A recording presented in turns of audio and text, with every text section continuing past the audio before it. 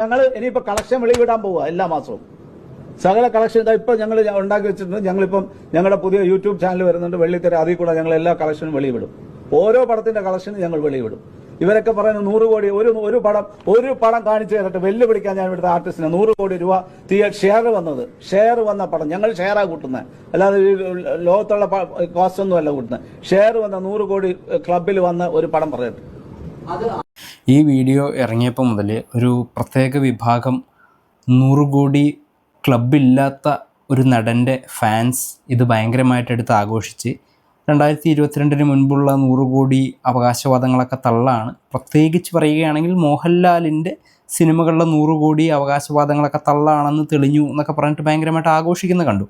അവർ കുറ്റം പറയാൻ പറ്റില്ല. നമുക്ക് പൊതുവെ ഒരു സ്വഭാവമുണ്ട്, നമ്മുടെ കയ്യിലില്ലാത്തത് വേറെ ആരുടെയും കയ്യിലില്ല എന്ന് വരുത്തി തീർക്കാനുള്ളൊരു ശ്രമത്തിൻ്റെ ഭാഗമായിട്ട് ചെയ്യുന്ന പരിപാടിയാണ്. വീഡിയോ കണ്ടിട്ടുള്ള ഏത് മനുഷ്യനും മനസ്സിലാവും സുരേഷ് കുമാർ പറഞ്ഞത് 100 കോടി കളക്ഷൻ്റെ കാര്യമല്ല, 100 കോടി പ്രൊഡ്യൂസറിൻ്റെ ഷെയർ കിട്ടിയിട്ടുള്ള ഒരു സിനിമയും ഉണ്ടായിട്ടില്ല എന്നുള്ളതാണ്. അതായത് കളക്ഷനിലെ കംപ്ലീറ്റ് ആയിട്ട് പ്രൊഡ്യൂസർക്ക് കിട്ടുന്നില്ല.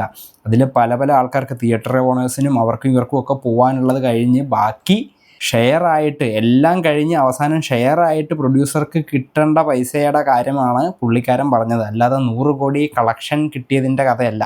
പറഞ്ഞിട്ട് കാര്യമില്ല. ഈ 100 കോടി കളക്ഷൻ എന്താണ്, അതെങ്ങനെ ഇരിക്കും എന്നൊന്നും അറിയാത്ത ഒരു വിഭാഗം ഫാൻസ് ഉണ്ടല്ലോ, ഒരു സൂപ്പർ സ്റ്റാറിൻ്റെ ഫാൻസ്. അപ്പോൾ അവരങ്ങനെയൊക്കെ ചെയ്യുന്നതിന് അവർ കുറ്റം പറയാനൊന്നും പറ്റില്ല.